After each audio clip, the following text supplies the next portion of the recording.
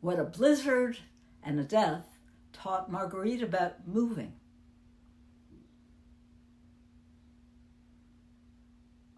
What will it take for you to make a change?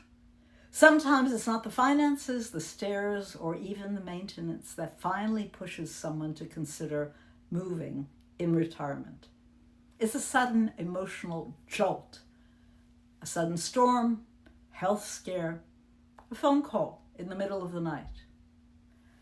That one moment when you think, I can't do this anymore. Before we begin, please think about this. Have you ever had an experience that made you realize your home might no longer be the right